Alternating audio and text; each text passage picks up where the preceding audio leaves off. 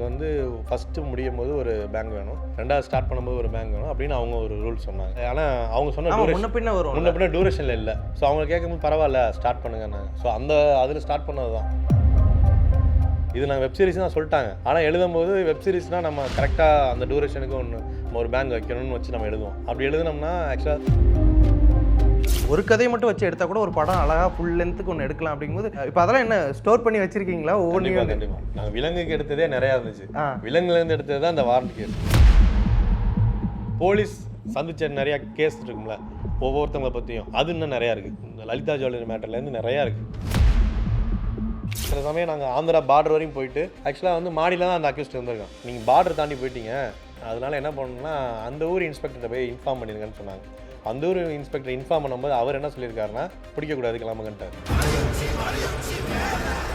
இப்போ அவங்க அங்கேருந்து இங்கே நம்ம ஊருக்கு வருவாங்க, திருச்சிக்கு வருவாங்க. ஸோ அந்த ஏரியாவுக்கு வரும்போது நம்ம ஊர் இப்போ இன்ஸ்பெக்டர் ஃபஸ்ட்டு ஃபோன் பண்ணி கேட்பாங்க. அவங்க காம்ப்ரமைஸ் பண்ணுவாங்க. சரி நான் இவ்வளோ எடுத்துக்கிட்டது இவ்வளோ தரேன், இல்லைனா இவ்வளோ தரமாட்டேன், அவன் எடுக்கும்போது ரொம்ப ஓவராக பேசினான். இப்போல்லாம் அவங்களுக்குள்ள இருக்கும். போலீஸ் வந்து யூனிஃபார்ம் தான் போட்டு போகணும்னு கிடையாது. அங்கே பார்த்தா நிற்கிறவங்க எல்லாருமே போலீஸாக இருந்தாங்க. அப்போ அவங்கள்ட்ட போய் கேட்டால் அவங்க ஒரு கதை சொல்கிறாங்க. இப்போ இதுலேயே ஒரு போலீஸ் இருக்கார், அவர் நாங்கள்லாம் என்ன வேலை பார்க்குறோன்னு எங்களை வாட்ச் பண்ணிட்டே இருப்பார், அவர் யாருன்னு எங்களுக்கு தெரியாது அப்படின்னு ஒவ்வொருத்தவங்களும் ஒவ்வொரு நிறையா கதைகள் சொல்ல ஆரம்பித்தாங்க. இதிலே வந்து மொத்தம் 4 கதைகளை வந்து தூக்கிட்டோம். வெற்றியாளரை விதைக்கும் மண் எஸ்என்எஸ், வெற்றியாளரை உருவாக்கும் மண் எஸ்என்எஸ் இன்ஸ்டிடியூஷன்ஸ், கோவை. வணக்கம் விக்னேஷ் ப்ரோ, எப்படி இருக்கீங்க? நல்லா இருக்கேன். ஓகே, வாரண்ட் பார்த்துருந்தேன், எனக்கு ரொம்ப பிடிச்சிருந்தது. கிட்டத்தட்ட ஃப்ரம் த வேர்ல்ட் ஆஃப் விலங்கு அப்படிலாம் போட்டோன்னே நான் வேறு மாதிரியான ஒரு இதை எதிர்பார்த்தேன். பட் இது கம்ப்ளீட்லி வேறு மாதிரி இருந்துச்சு. ஃபர்ஸ்ட் ஆஃப் ஆல் ஒரு சீரீஸ் நீங்கள் வந்துட்டு உள்ளே வரும்போது படங்களுக்கான கதை எழுதியிருப்பீங்க, படங்கள் பண்ணும் அப்படின்ற ஆசையில் வரும்போது முதல் ஒர்க்கே வந்து ஒரு சீரீஸ் அப்படின்னு அமையும் போது என்னென்ன மாதிரியான எக்ஸ்பீரியன்ஸ் ரொம்ப புதுசாக இருந்துச்சு உங்களுக்கு? இல்லை, எங்களுக்கு புதுசுன்னு சொல்கிறத விட விலங்கில் நானும் பிரசாதம் ஒர்க் பண்ணோம். ஸோ விலங்கில் நான் ஒர்க் பண்ணும்போது அது ஸ்டார்ட் பண்ணும்போதே நாங்கள் வந்து படமாக தான் ஸ்டார்ட் பண்ணோம். ஸோ அவங்க தான் வந்து ஃபஸ்ட்டு படமாக பண்ணலான்னு சொல்லி பண்ணாங்க. யார்? ஜி5. அதுக்கப்புறம் வந்து ஏன்னா தமிழில் வந்து ஓடிடியில் வந்து எந்த வெப் சீரிஸுமே வந்து பெருசாக ஹிட் அடிக்கலை அப்போதைக்கு. அப்போ அவங்க வந்து எல்லாமே வந்து ஒரிஜினலாக பண்ணலாம், ஒரு 1.5 hours பண்ணலாம் அப்படின்னு தான் பிளான் பண்ணாங்க. ஸோ அப்படி தான் விலங்கு ஸ்டார்ட் பண்ணது. ஸோ நாங்கள் விலங்கு பிரசாந்த் எழுதி முடித்தோன்னா அந்த கதையை நாங்கள் அப்ரோச் பண்ணும்போது அவங்களுக்கு ஓகே. அதுக்கப்புறம் ஜி5லேருந்து ஹெட்டு மாறினதுக்கப்புறம் இதை நீங்கள் பேசாமல் நீங்கள் வெப்சீரிஸாக பண்ணிடுங்க அப்படின்னாங்க. ஸோ வெப்சீரிஸாக பண்ணணுன்னா அதுக்கு வந்து என்ன ரூல்ஸ்லாம் எங்களுக்கு தெரில. சரி, நாங்கள் இது சொன்ன கதையில் அவங்க வந்து எனக்கு வந்து ஃபஸ்ட்டு முடியும் போது ஒரு பேங்க் வேணும், ரெண்டாவது ஸ்டார்ட் பண்ணும்போது ஒரு பேங்க் வேணும் அப்படின்னு அவங்க ஒரு ரூல் சொன்னாங்க. ஸோ அதுபடி இருக்கான்னு பார்த்தா எங்கள்கிட்ட இருந்துச்சு. ஆனால் கொஞ்சம் ஆனால் அவங்க சொன்ன முன்ன பின்ன டூரேஷனில் இல்லை. ஸோ அவங்க கேட்கும்போது பரவாயில்ல ஸ்டார்ட் பண்ணுங்கன்னாங்க. ஸோ அதில் ஸ்டார்ட் பண்ணது தான். ஸோ அதே மாதிரி தான் நானும் வாரண்ட் ஸ்டார்ட் பண்ணும்போதும் வந்து ஒரு படமாக தான் ஃபஸ்ட் எழுதுவோம். இது நாங்கள் வெப் சீரிஸ் தான் சொல்லிட்டாங்க. ஆனால் எழுதும்போது வெப் சீரிஸ்னால் நம்ம கரெக்டாக அந்த டூரேஷனுக்கு நம்ம ஒரு பேங்க் வைக்கணும்னு வச்சு நம்ம எழுதுவோம். அப்படி எழுதுனோம்னா ஆக்சுவலாக எனக்கு தெரிஞ்சு செட் ஆகுமான்னு தெரில. அதனால் படமாக எழுதிட்டு அதுக்கப்புறம் நாங்கள் கரெக்டாக 30 minutesக்கு நாங்கள் தனித்தனியாக நாங்கள் பிரிக்கலை. அதுவாகவே ஆட்டோமேட்டிக்காக வந்து அந்த செக்மெண்ட்டுக்கு கரெக்டாக ஓரளவுக்கு வந்துருச்சு. ஓகே, அதை வச்சு தான் பண்ணோம். பொதுவாக இப்போ படங்கள் கதை எழுதுகிறோம் அப்படின்னா ஒரு ஸ்டார்டிங் ஏதாவது ஒரு பேங்க் வேணும், அப்புறம் வந்துட்டு கொஞ்சம் ஸ்லோவாக போகணும், ஏதாவது ஒரு ரிலாக்ஸேஷன் ஒரு பாட்டு இருக்கணும், அப்புறம் இன்டர்வல் பேங்க் வேணும், இன்டர்வல் முடிச்சு வந்ததுக்கப்புறம் அங்கே ஒரு பாட்டு வேணும், அது கொஞ்சம் ஸ்லோ டவுன் ஆகிட்டு இப்படின்னு ஒரு 4-5 இடம் தான் இருக்குமே ஒரு 2.5 மணி நேரம் படத்தில். அப்படி ஒர்க் பண்ணிட்டு கிட்டத்தட்ட ஒரு 8 எபிசோட், இங்கே ஒரு பேங்க் இங்கே ஒரு பேங்க், இது ரொம்ப ஆர்கானிக்காக அமைஞ்சிட்டா பிரச்சனை இல்லை. ஆனால் நீங்கள் படங்களுக்கு பண்ணதுக்கப்புறம் அது வெப் சீரிஸை மாற்றும்போது அந்த பேங்க் இன்செர்ட் பண்ணுறதுக்கு உங்களுக்கு எந்த அளவுக்கு கஷ்டமாக இருக்கும், எதெல்லாம் என்ன பண்ணுவீங்க? ஏன்னா தள்ளி இருக்கும் அப்படிலாம் சொன்னீங்கல்ல, அதுக்காக கேட்குறேன். இல்லை, அதான் இப்போ என்னென்னா நம்ம கரெக்டாக வந்து ஒரு 20 நிமிஷத்தில் வந்து நம்ம படம் பண்ணும்போது 20 நிமிஷத்தில் ஸ்டார்ட் பண்ணிடணும் அப்படின்பாங்க. படத்தோட லைனுக்கு உள்ளே போயிடணும் அப்படின்னு சொல்லுவாங்களே, அது மாதிரி தான் கிட்டத்தட்ட நாங்கள் ஸ்டார்ட் பண்ணும்போது கரெக்டாக வந்து ஃபஸ்ட் எபிசோட் முடியும் போது ஒரு பிரச்சனையில் முடியணும் அப்படிங்கிறது தான் நாங்கள் ஸ்டார்ட் பண்ணது. அது 20 நிமிஷமாக என்னென்னு நாங்கள் செட் பண்ணல. ஆனால் நாங்கள் எடுத்து முடிச்சதுக்கப்புறம் எடிட்டர் தான் வந்து ஃபிக்ஸ் பண்ணார். ஃபஸ்ட்டு ஓப்பனிங்கே வந்து நம்ம லாக்அப் டெத் மேட்டர் முன்னாடி வைக்கலாம் அப்படின்னு. ஃபஸ்ட் நாங்கள் எழுதுனதில் லாக்அப் டெத் மேட்டர் இருக்காது, என்கொயரியிலேருந்து தான் ஸ்டார்ட் பண்ணோம். ஸோ அந்த என்கொயரியிலேருந்து ஸ்டார்ட் பண்ணி முடியும் போது வந்து அவனை வந்து ஒரு கைதி வந்து அடித்து போட்டு போயிட்டான் அப்படின்னு ஒவ்வொரு எபிசோடுக்கும் முடிகிறது மட்டும் நாங்கள் பிளான் பண்ணோம். ஓகே, ஆனால் ஸ்டார்டிங் வந்து நாங்கள் பிளான் பண்ணல, அப்படி பிளான் பண்ணி தான் இது பண்ணது.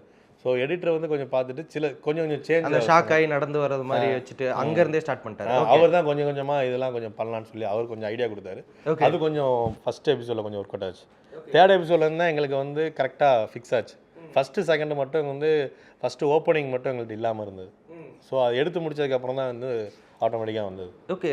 இப்போது நிறைய விஷயங்கள் இருக்குது. இப்போ லீடு அப்படின்னு சொல்லிட்டு முதல் வாட்டி இப்போ பிரசன்ட் பாண்டியராஜ் அவர்கள் பண்ணியிருக்காரு. நல்லாவே பண்ணியிருந்தாரு, சூப்பராக இருந்தது. அப்படி ஆனால் நீங்கள் வந்துட்டு என்ன மாதிரியான டெசிஷனில் இருந்தீங்க? ஏதாவது ஆப்ஷன்ஸ் இருந்துச்சா முதல்ல வந்துட்டு இது லீடாக பண்ணுறதுக்கு? யாரையாவது ஆப்ஷனாக யோசிச்சிருந்தீங்களா? இல்லை, இதுக்கு ஆப்ஷன் எடுத்த உடனே ஃபஸ்ட்டு ஆப்ஷன் இல்லை. என்னன்னா எங்களுக்கு டைமே இல்லை. எங்களுக்கு வந்து டிசம்பரில் வந்து நவம்பரில் எண்டில் வந்து சொல்கிறோம் கதை. அவங்க டிசம்பர் ஸ்டார்ட் பண்ண சொல்லிட்டாங்க. நாங்கள் சொன்னோம் இல்லைங்களா யாரும் எதுவுமே ஃபிக்ஸ் பண்ணல, எங்களுக்கு கொஞ்சம் டைம் கொடுங்க அப்படின்னோம். சரி ஒரு மாதம் டைம் எடுத்துக்கோங்க. இந்த ஒரு மாதத்துக்குள்ளே நாங்கள் யாரை கூப்பிட்டு யார்கிட்ட சொல்லி என்ன புரிய வைக்கிறது அப்படிங்கிறது எந்த ஒரு இதுவுமே இல்லை. ஜனவரி 5 வந்து ஆல்மோஸ்ட் ஸ்டார்ட் பண்ண சொல்லிட்டாங்க. இப்போ அந்த ஒரு மாதத்துக்குள்ள என்ன பண்ணலாம்னா, பிரசாந்துக்கு வந்து நடிக்கிறதா இருந்தது. பிரசாந்த் தம்பி ஒரு கேரக்டர் பண்ணியிருந்தார்ல, ஆமாம், சிவா கேரக்டர். அந்த கேரக்டர் தான் பிரசாந்த் நடிக்கிறதா இருந்தது. ஓ, ஸோ அதுக்கு தான் வந்து அதுக்கு ஆக்சுவலாக பிரசாந்தாவே என்ன நினச்சாருன்னு தெரில. நான் வேணா இதுக்கு உடம்பு குறைச்சிட்றேன் அப்படின்னு சொல்லி அவராகவே உடம்பு குறைக்க ஆரம்பிச்சது. ஐடி கையாக பண்ணுறதுக்கு அந்த அது எனக்கு என்னன்னா எனக்கு கொஞ்சம் ப்ளஸ்ஸாக இருந்துச்சு. அப்போ நான் அப்புறம் மதன் அண்ணா, அப்புறம் சந்துருன்னு ஒரு அண்ணா இருக்கார். அவர் ஆக்சுவலாக அமேசானுக்கு அடுத்து பண்ணுறாரு. அவர் எல்லாம் சேர்ந்து பிரசாந்தா நடித்தா எப்படி இருக்குன்னு மதன் அண்ணன்ட்ட ஃபஸ்ட்டு கேட்டோம். மதன் அண்ணன் எப்போதுமே வந்து கதைக்கு எது ஓகேவோ அது மட்டும் தான் பண்ணுவார். அதை தாண்டி வேறு எதையும் எவ்வளோ சொன்னாலும் பண்ண மாட்டார். அதே மாதிரி மதன் அண்ணன் சொல்லுவோம். மதன் அண்ணன் உடனே வந்து சொன்னது, சூப்பராக நல்ல ஐடியாடா, உனக்கு தேவை கொஞ்சம் உடம்பு குறைச்சிருக்கணும், அவன் இப்போ குறைச்சிக்கிட்டு தான் இருக்கான், ஓகேவான்னு பாரு அப்படின்னு பிரசாந்தை போய் சொன்னது. பிரசாந்த் சொல்லவும் பிரசாந்த் வந்து ஃபஸ்ட்டு யோசித்தான். அதுக்கப்புறம் சரி ஓகே அப்படின்னா நான் உடம்பு மட்டும் குறைச்சி வச்சான் அப்படின்னு. சரி ஓகே அப்படின்ட்டு ஆட்டோமேட்டிக்காக ஒரே மாதத்துக்குள்ளே எனக்கு தெரிஞ்சு 15 கிலோமீட்டர் குறைச்சிட்டார். ஓகே. இன்னொன்று ப்ளஸ் என்னென்னா, பிரசாந்துக்கு வந்து விலங்கு எடுத்தனால எல்லா போலீஸோடையும் நல்லா பழக்கம். ஸோ அவங்க என்ன பண்ணுவாங்க ஏது பண்ணுவாங்கிறது மேக்ஸிமம் பிரசாந்துக்கு நல்லா தெரியும். ஸோ இதுவுமே அதே மாதிரி இந்த கதை நல்லா தெரிஞ்சனால நமக்கு வந்து தெரிஞ்ச போலீஸை வச்சு சொன்னாலே போதும், இந்த கேரக்டர் மாதிரி நடந்தால் போதும், இந்த கேரக்டர் மாதிரி பேசினா போதும்னு சொன்னாங்க. உங்களுக்கு கொஞ்சம் எஃபர்ட்ஸ் கொஞ்சம் கம்மியாயிடுச்சு. இன்னும் ரொம்ப கம்மியாயிடுச்சு. பிரசாந்த் வந்து அந்த போலீஸோட பேர் மட்டும் சொன்னால் போதும், மச்சான் இது மாதிரி இருந்தால் போதும், இந்த இடத்துல அவர் இப்படி தான் இருப்பார், இந்த இடத்துல இப்படி தான் பண்ணுவார் அப்படின்னா அதுக்கு தகுந்த மாதிரி பிரசாந்த் ஆட்டோமேட்டிக்காக அவர் இப்படி தான் பேசுவார், இப்படி தான் பண்ணுவார். இன்னொன்று பிரசாந்தோட ப்ளஸ் என்னென்னா, கொஞ்சம் கோவப்பட்டாலோ கொஞ்சம் அக்ரெசிவாக பேசினாலோ நடந்தாலோ அது கொஞ்சம் நம்ம வெளியில் ஒர்க் பண்ணனால சொல்கிறேன். அசிஸ்டன்ட் டேரக்டராக கோ-டேரக்டராக ஒர்க் பண்ணும்போது அது ரொம்ப பயமாக இருக்கும். மற்ற ஆர்டிஸ்ட் எல்லாருமே ஐயோ கோவப்பட்டானே அப்படின்னு. ஸோ அது வந்து எனக்கு இதில் வந்து தேர்ட் எபிசோட்லேருந்து எனக்கு யூஸ் ஆச்சு. அதுக்கப்புறம் அடிச்சு நவுத்து வர கெட்ட வார்த்தையில் அதனால் ஆட்டோமேட்டிக்காக வந்து பிரசாந்த் நடிக்கணும்னே எனக்கு ரொம்ப சந்தோஷம் தான். ரொம்ப ரிஸ்க் எடுக்காமல் ஈஸியாக எல்லாமே ஆட்டோமேட்டிக்காக அமைஞ்சிருச்சு. ஓகே. இப்போது இந்த படத்தில் வந்து இந்த சீரீஸில் வந்து மேக்கிங்காக இருக்கட்டும், இது எல்லாத்தையும் தாண்டி எனக்கு ரைட்டிங் தான் நிறைய இடத்துல பட்டுச்சு. நிறைய இடத்துல இதை நான் வந்துட்டு பிரசன்ட் பாண்டியராஜ் அண்ணன்ட்ட கூட கேட்டிருந்தேன், இதெல்லாம் எப்படி நீங்கள் ரிசர்ச் பண்ணீங்கன்னா, இவ்வளோ படங்கள் இவ்வளோ வெப் சீரிஸ் நம்ம எல்லாமே ஹாலிவுட்டில் பார்க்குறோம், எல்லா லாங்குவேஜ்லையும் பார்த்ததுக்கப்புறமும் ஒன்று புதுசாக வர்றதுங்கிறது அது ரொம்ப நம்மளை ஆச்சரியப்படுத்தல. அது மாதிரி தான் இன்னுமே நம்ம விசாரணை பார்த்துட்டோம், இதுக்கு முன்னாடி போலீஸ் எபிசோட்ஸ் நிறையா பார்த்துருக்கோம், போலீஸ் படங்கள் பார்த்துருக்கோம். அப்படிங்கும்போது இன்னுமே அந்த ஒரு காலை உடைக்கிற அந்த காட்சியாக இருக்கட்டும், இது எல்லாமே ஏதோ ஒரு இடத்துல புதுசாகவும் ஆச்சரியமாகவும் பயமாகவும் இருக்குது பார்க்கும்போது. அப்போது நீங்கள் கேட்டது வந்துட்டு அவர் என்ன சொன்னார், 10% தான் நாங்கள் வச்சே இருக்கோம் அப்படின்ற மாதிரி அவர் சொன்னார். மீதி இருக்க 90% உங்களுக்கு எந்த அளவுக்கு பயமாக இருந்துச்சு? இல்லை பயம்னு சொல்ல முடியாது. அவங்க வந்து முன்னாடி, அதாவது ரொம்ப முன்னாடி யூஸ் பண்ணதுன்னு சொன்னாங்க. இப்போ நிறைய போலீஸ் அதெல்லாம் பண்றதில்ல அப்படின்னு. ஆனால் நான் இன்னும் ரீசெண்டாக நியூஸ்லலாம் பார்த்துட்டு தானே இருக்கேன். இல்லை அது இப்போ உண்மையிலே பார்த்து உங்களோட இன்டர்வியூல பிரசாந்த் ரொம்ப கண்ட்ரோலே பண்ண முடியாதவனை என்ன பண்ணுறதுன்னு வேறு வழி, இப்போ அதான் கீழே விழுந்து காலை உடச்சிக்கிட்டான் அப்படின்னு நிறையா நியூஸ் வரும்ல, அந்த மாதிரியான அது எனக்கு தெரிஞ்சு திருச்சி சைடு நடந்துச்சான்னு எனக்கு தெரில. ஆனால் அவங்க வந்து சொன்னது அதான், முன்னாடிலாம் ரொம்ப நாங்கள் ஜாயின் பண்ண புதுசுலாம் வந்து இதான் நடக்கும், அவனை வந்து கட்டுப்படுத்தவே முடியாது, அவன் வந்து அடிக்கிற வரைக்கும் வாயை திறக்க மாட்டான், அப்படியே பேசாமல் உட்காந்துருப்பான், என்ன அடி அடித்தாலும் அப்படியே நம்மளை பார்த்துட்டே இருப்பான், நமக்கே அவ்வளோக்கும் வரும், ஏன்னா எவ்வளோ அடி அடிக்கணும் எதுவுமே பேச மாட்டான் அப்படின்னு. ஸோ அந்த மீறி அவன் வந்து திருந்தணும், அதை மீறி அடுத்தவன் பார்த்து இது பண்ணணும் அப்படிங்கிற பட்சத்தில் அதெல்லாம் பண்ணியிருக்காங்க அப்படிங்கிற மாதிரி சொன்னாங்க. ஸோ இப்போ இவங்களெல்லாம் யூஸ் பண்ணாங்கன்னா, இப்போ நான் தான் அந்த அருள்தாசனை கேரக்டர் சொல்லியிருந்தேன்ல, கிட்டத்தட்ட அருள்தாசனை கேரக்டர் மாதிரி தான் எல்லாமே. அடிக்கிறதுக்கு பயங்கரமாக யோசிப்பாங்க, அவனை பயமுறுத்தணும்னு தவிர நம்ம அடிக்கக்கூடாதுரா, நீ எவ்வளோ தூரம் நீ அடித்தாலும் ஒரு ஸ்டேஜுக்கு அப்புறம் அவன் என்ன பண்ணுவான், அடிச்சுட்டு போயிடுவேன் அப்படிங்கிற ஸ்டேஜுக்கு போயிடுவான், நீ அவனை பயமுறுத்திக்கிட்டே இருக்கணும், நான் அதை பண்ணிடுவேன் இதை பண்ணிடுவேன், அவனை எப்படியாச்சும் நான் பாரு நான் அவனை தூக்கி நான் வேற ஒரு கேஸில் போட்டுருவேன், வீட்டில் வந்து உனக்கு இவ்வளோ பிரச்சனை வரும் அப்படின்னு அவனை வந்து மன ரீதியாக நீ பயமுறுத்தினா மட்டும்தான் அவன் வந்து உண்மையை ஒத்துக்குவான். ஸோ அப்படிங்கிற கேட்டகரிலாம் இப்போ வந்துட்டாங்க. முன்னாடி எனக்கு சொன்னது, ஆனால் பட் நாங்கள் பார்த்தது கிடையாது. எங்களுக்கு சொன்னது இது மாதிரிலாம் இருக்குது, இது மாதிரிலாம் இருக்குது அப்படின்னு சொன்னதை வச்சு தான் நாங்கள் இதை பண்ணோம். ஓகே. இப்போது நிறைய கேரக்டர்ஸ் ப்ரோ, இப்போ நான் நிறைய பேர் சில நடிகர் பார்த்தா ரொம்ப ஆச்சரியப்படுவேன், இவங்கள ஏன் அதிகமாக பெருசாக யூஸ் பண்ண மாட்றாங்க. பாலசரவணன் அவர்கள் வந்து எனக்கு ரொம்ப பிடிக்கும். அவரோட ஆக்டிங் நிறைய இடத்துல அவரை பர்ஃபெக்டாக யூஸ் பண்ணது பார்த்தீங்கன்னா விலங்கு அப்படின்னு அந்த ஒரு இதாக இருக்கட்டும். அருள்தாசன் அண்ணன் தர்மதுரையாக இருக்கட்டும், நிறைய படங்கள் எனக்கு அவர் ரொம்ப பிடிக்கும். ஆனால் சில படங்கள்லாம் ரொம்ப சாதாரணமாக யூஸ் பண்ணிட்டு போயிருப்பாங்க. ஆனால் இந்த படத்தில் இந்த சீரீஸில் வந்து ரொம்ப அழகாக நீங்கள் யூஸ் பண்ணியிருந்தீங்க. அவரை காஸ்ட் பண்ணுறதுக்கு முன்னாடி அதில் வேறு யாரையுமே நினச்சி கூட பார்க்க முடியல. அருள்தாசன் நடித்த அந்த கேரக்டர், அதை டிசைன் பண்ணதாக இருக்கட்டும், அந்த கேரக்டர் அவர் உள்வாங்கிக்கிட்டதாக இருக்கட்டும், எப்படி இருந்தது அந்த எக்ஸ்பீரியன்ஸ்? அருள்தாசனை வந்து ஆப்ஷன் சொன்னது வந்து மதன் சார் தான் சொன்னார். அவர் தான் வந்து இந்த கேரக்டருக்கு யாருன்னு நாங்கள் யோசிச்சிட்டே இருக்கும்போது டக்குன்னு சொன்னது வந்து அருள்தாசனை நல்லா இருக்குண்டா அப்படின்னாரு. நாங்கள் இல்லைண்ணே கொஞ்சம் வில்லத்தனமாக இருக்க மாதிரி இருக்கும். இல்லைடா அதான் பெட்டராக இருக்கும், நீ யோசிச்சுப்பார், அவருக்கு வந்து காமெடி ஈஸியாக வரும், ஸோ அவரோட கண்ணு நல்ல ப்ளஸ்ஸு அப்படின்னா சரி ஓகே. நான் டக்குன்னு வந்து சொன்னோன்னே ஓகேன்னு சொன்னது அவர் தான். அதே மாதிரி அழகந்த சாமியானனும் அதே தான். அழகந்த சாமியான வந்து ஆப்ஷன் சொன்னதும் மதனண்ணன் தான். இந்த கேரக்டர் வேணும், ஆனால் இந்த கேரக்டரை வந்து இது வரைக்கும் எல்லா இடத்துலையும் காமெடியாக பண்ணிட்டு இருந்த மாதிரி யாராச்சும் ஒரு ஆள் இருந்தால் ஓகே, அது கொஞ்சம் இரிட்டேட்டிங்காக இருக்கணும். ஏன்னா அப்போ அழகந்த சாமியான சொன்னோன்னா அவர் வந்தோடனே எங்களுக்கு இவங்க 2 பேருமே வந்து என்ன ப்ளஸ்னால் அவங்களுக்கு என்ன கேரக்டர்னு சொன்னோடனே அவங்க உடனே புரிஞ்சுக்கிட்டாங்க. உனக்கு இவ்வளோ தானே பண்ணணும் அப்படிங்கிறது அவங்க டக்குன்னு வந்துட்டாங்க. அதே மாதிரி அவங்க அதை தாண்டி போக மாட்டாங்க, அது கீழே இறங்க மாட்டாங்க. ஒரு இடத்துல வந்து அடிக்கிற மாதிரி இருந்துச்சு, யாரும் அருள்தாசனை வந்து அடிக்கிற மாதிரி இருந்துச்சு, அதை எடுத்தாச்சு. எடுத்ததுக்கப்புறம் அருள்தாசனை வந்து எங்களை வந்து சொன்னார், தம்பி நான் யாரையுமே அடிக்கக்கூடாதா, நான் அடிச்சிட்டேனடா அப்படின்னாரு. ஸோ அப்போ தான் ஆமலானே தப்பு, அது நடிக்கும்போது அது ஆக்சுவலாக அப்படியே ஃபுல்லாக நல்லா இருந்தனால ஃபுல்லாகவே ஷூட் பண்ணிட்டோம். ஃபுல்லாகவே நீங்கள் பண்ணியிருக்கேன்னு சொன்னோன்னா அது காமெடியாக தான் போகும். ஒருத்தனை வந்து அந்த டேக்காங்கிற ஒரு கேரக்டர் இருக்கும், அந்த கேரக்டரை வந்து அடிச்சு ஓடுறா அப்படின்னு அடித்து வெளியே அனுப்புவார். ஸோ அடித்து முடித்தோன்னே எல்லாருமே பயங்கரமாக சிரிச்சிட்டாங்க, எல்லாம் பண்ணிட்டாங்க.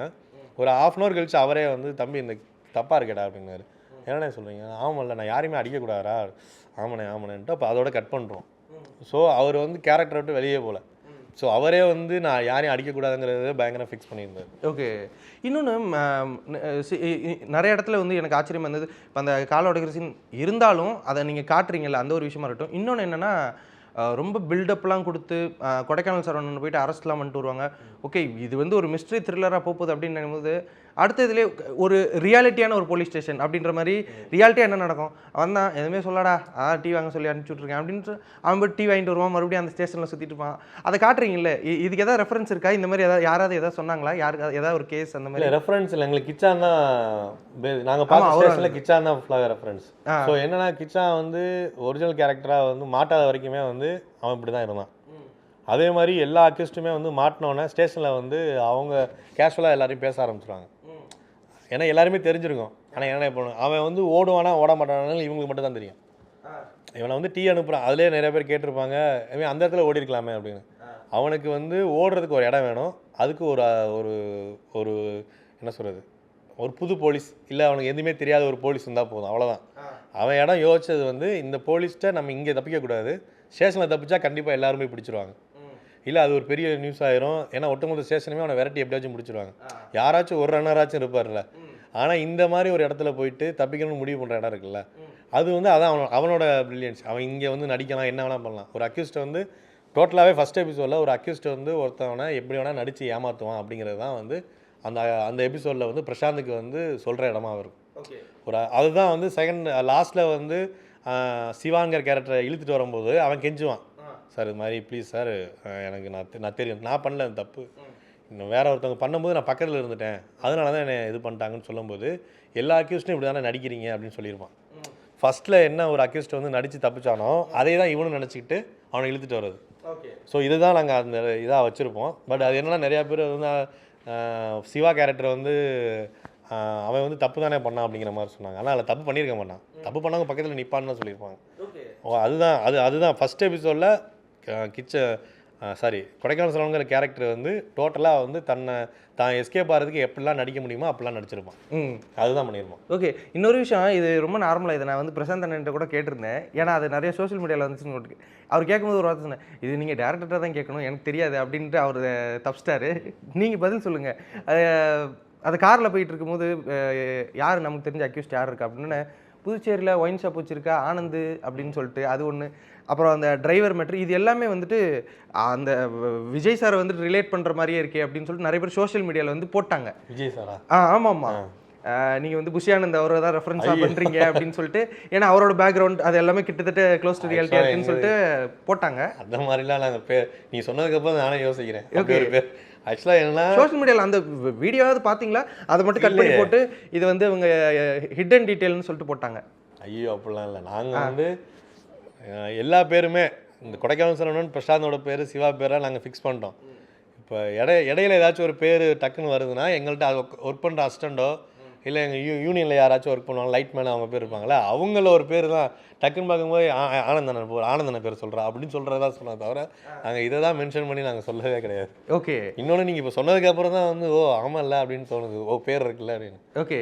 ஏன்னா இப்போ அது ஒரு பிக் நேம் இல்லை, பிக் நேம், அது பேர் அதே ஊர் அதே பேக் அப்படின்னும் போது டக்குன்னு எல்லாருமே ரிலேட் பண்ணிக்கிறாங்க, இவங்கள தான் இது பண்ணுறாங்க அப்படின்ற மாதிரி சொல்லிட்டாங்க. அதுக்காக கேட்டால் உங்கள்கிட்ட ஒரு கிளாரிஃபிகேஷன். பாண்டிச்சேரி சூஸ் பண்ணதே வந்து எங்கன்னே பாண்டிச்சேரியில் ஒர்க் பண்ணுறான். ஸோ அதனால நான் என்ன பண்ணேன்னா இங்கே ஒரு அக்யூஸ்டை பிடிக்கிறதுக்கு பார்டரை விட்டு பார்டர் தாண்டி போகிறதுங்கிறது வந்து வெளியில் யார்ட்டையும் சொல்லவே மாட்டாங்க. இவங்க வந்து ஒரு வண்டி எடுத்து அதில் எல்லாருமே வந்து க்ரைம் போலீஸ் எல்லாமே கிளம்பி இங்கேருந்து போவாங்க. அவங்க வந்து ஆந்திரா அது மாதிரி நிறைய இடத்துக்கு பேர் பிடிச்சிருக்காங்க. ஸோ அங்கே போகும்போது இப்படி தான் போவாங்க. ஸோ அந்த அவங்க எப்படி போவாங்கிறது எனக்கு தெரியும். அவங்க எனக்கு இப்படி தான் போய் பிடிப்போம். சில சமயம் நாங்கள் ஆந்திரா பார்டர் வரையும் போயிட்டு ஆக்சுவலாக வந்து மாடியில் தான் அந்த அக்யூஸ்ட் வந்திருக்கான். அந்த அக்யூஸ்ட்டை வந்து பிடிக்கிறதுக்கு ஃபோன் பண்ணி சொல்லும்போது அவர் சொல்லியிருக்காரு, நீங்கள் பார்டர் தாண்டி போயிட்டீங்க, அதனால் என்ன பண்ணணும்னா அந்த ஊர் இன்ஸ்பெக்டர்கிட்ட போய் இன்ஃபார்ம் பண்ணியிருக்கேன்னு சொன்னாங்க. அந்த ஊர் இன்ஸ்பெக்டர் இன்ஃபார்ம் பண்ணும்போது அவர் என்ன சொல்லியிருக்காருன்னா பிடிக்கக்கூடாது கிளம்புங்கன்ட்டார். அதாவது அக்யூஸ்ட் பக்கத்தில் இருக்கான், அவன் ஓகேன்னு சொன்னால் பிடிச்சிருக்கலாம். ஏன் எதனால் அப்படிலாம் சொல்லுவாங்க? அங்கே அவங்க என்ன வேணால் நடந்திருக்கலாம். அங்கே அவர் வந்து ஏன்னா இல்லை பிடிக்கக்கூடாது.